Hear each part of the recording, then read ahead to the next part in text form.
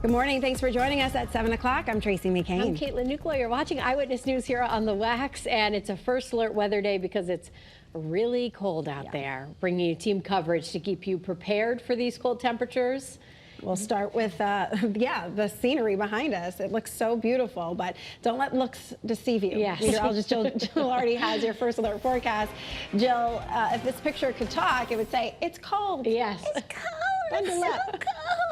I know it is like teeth chattering, painful cold. It can be dangerous if you're exposed to it, of course, for a long period of time.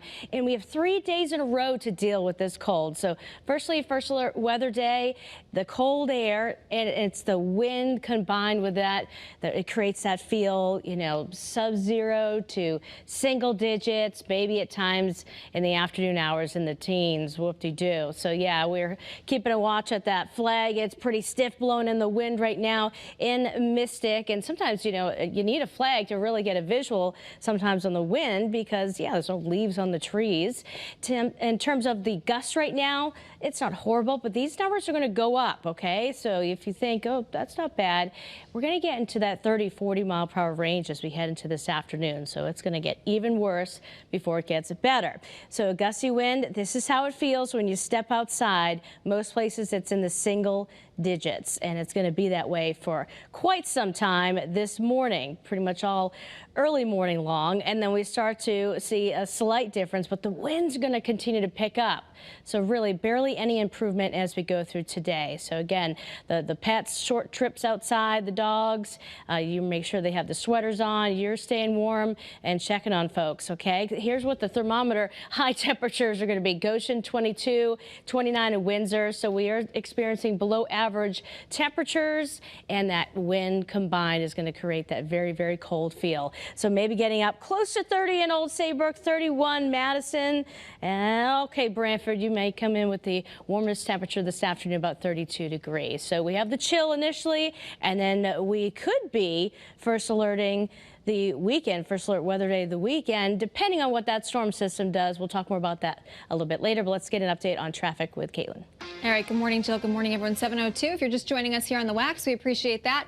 Majority of the state is actually looking just fine. We have picked up just a minor incident here in Hartford. This is along 91 southbound as you approach exit 32 to merge onto 84. So that right-hand lane here, moving just slowly as you are approaching this incident. It's just the shoulder that's blocked off. You can see state police on scene. That's the only crash that I'm following for you across the state at this time. Live look outside in Waterbury, 84 east and westbound. Here along 691 east and westbound in Meriden, and in Middletown along Route 9. Traffic volume across the majority of the state actually very light. We're going to see some of that daytime construction work pick up between about 8:30 and 9 o'clock, and we'll leave you through drive times. Normal delays down through Fairfield County on 95 and the Parkway. I'm Caitlin Francis with your Connecticut Chevy First Alert Traffic Report, driven by your Connecticut Chevy dealers. Governor Lamont has activated the state's severe cold weather protocol through Thursday, and it helps keep people safe from the cold and opens more overnight shelters. Anyone in need of shelter should call 211. And just a safety reminder here to lock your car doors if you're warming up your car this morning, and never leave your keys, I should say, inside the car. Our team coverage of this cold weather continues this morning. Warming centers all across our state open to save people from these bitter cold temperatures. Your reporter Olivia Schuler explains the top things you need to know. As of Monday, Governor Lamont activated the severe cold weather protocol. And if you've been outside as of lately, you can see as to why that is. That's why these warming shelters like the one I'm standing in front of here in Middletown is so important for Connecticut residents. The severe weather protocol is active until noon on Thursday. We have a link on our website that'll take you to 211ct.org. There you'll find every warming shelter that's open in our state. If you're hunkered down at home during these freezing temperatures, there are some things you should be mindful of. It's tempting to turn off your heat when you leave your house, but if your thermostat goes below 55 degrees, you're at risk of freezing your pipes.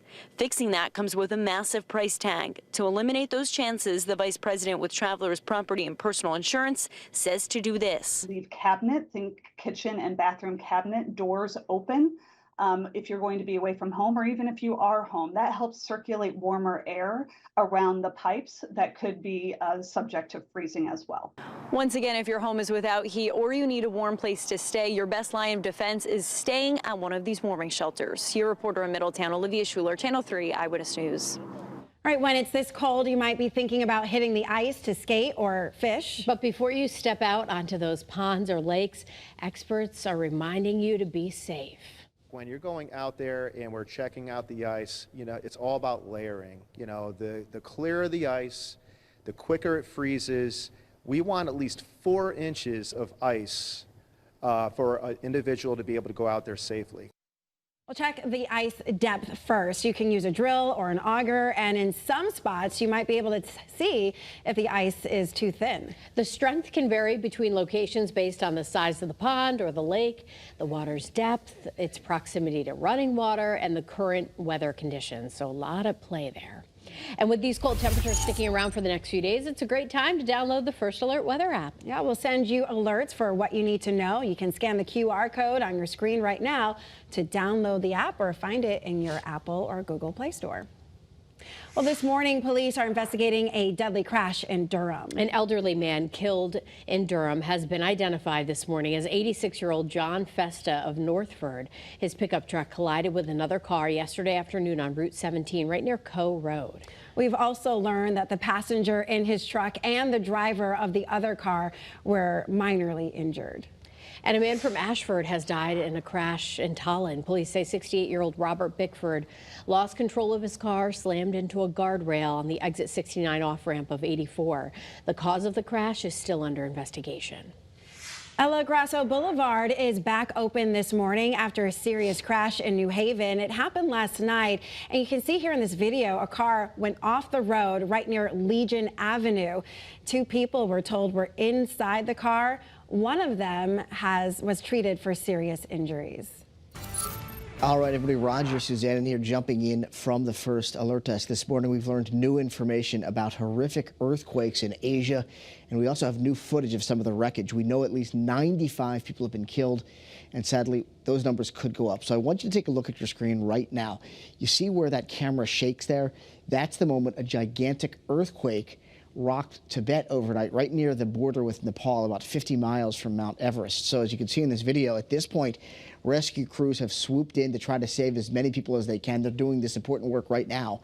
Experts say the quake registered a 7.1 on the Richter scale, which is huge. And we know that along with the death toll of 95, at least 130 people were injured. We also know there was a magnitude 5 earthquake in Japan early this morning, although it does not appear anybody was killed by those tremors. We'll share new information with you as soon as we get it. Live at the First Alert Desk, I'm Roger, Suzanne, and Kate, I'll send it back to you. All right, Roger, thank you. The man accused of murdering a baby at a Milford motel is expected to face a judge today. This stems from an incident back in August when cleaning staff called police to the Mayflower Motel after finding a baby girl unresponsive in a bathtub there. Surveillance video from the motel shows Kirkland entering a room with the baby and a baby tub. He's expected to make a plea at today's hearing. Also happening today in Waterbury, the former chair of the city's zoning commission is being sentenced. It's for a hit-and-run crash that left a 17-year-old named Brian Calley with life-changing injuries. He can no longer walk or speak. The crash happened back in 2023 while the teen was on a scooter. Police say John Egan had 16 drinks before getting behind the wheel. He pleaded no contest last year. Well, students in New Britain schools will have to lock up their phones today. Yeah, a new cell phone policy there begins for certain schools. Your reporter Luke Hydash has the details and what parents need to know. When students arrive here at Slade Middle School shortly, they're going to head to their home rooms. They're going to get a magnetic pouch and have to put their cell phone inside of it. This is happening here at Slade Middle and over at Pulaski Middle. It starts today for the very first time here in New Britain, and it's mandatory for all students in those 2 schools. The district has these new magnetic pouches. Students will get them at the start of the school day and put their cell phones inside, carrying them with them throughout the day or leaving them in a locker. It's all to try and cut down on distractions in the classroom. District leaders say it may help with the mental health of students too. Many parents want to know, what if an emergency happens and parents need to get a hold of their kids? Well, there's a plan in place for that. We know from our own experience and the experience of others that parents are going to want to hear that their kids are okay, and we understand that. That's why many teachers, the main office, school nurse, counselors, etc., will be able to unlock the phones if there's a major emergency and then the parents want to be in touch with their kids. There are punishments if students don't comply. The phones will be taken, and if it keeps happening, the student may even get an in-school suspension.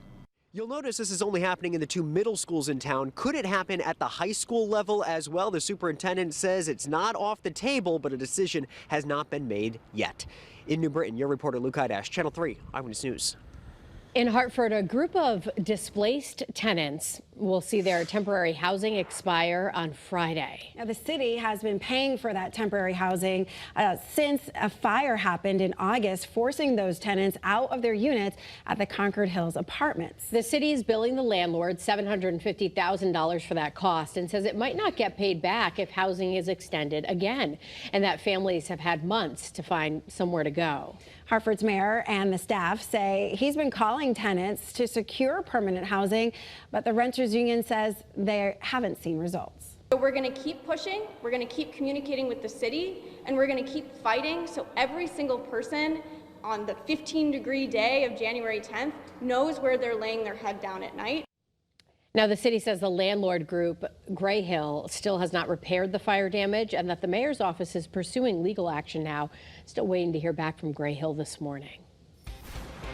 Good morning, everyone, on this First Alert Weather Day. And we have a First Alert Weather Day 3 days in a row for the cold, the wind, that combination that's going to create that brutal feel when you step outside. Very painful feel to the air. We're talking about single digit to sub-zero feel. Also in the afternoon, single digits in teens.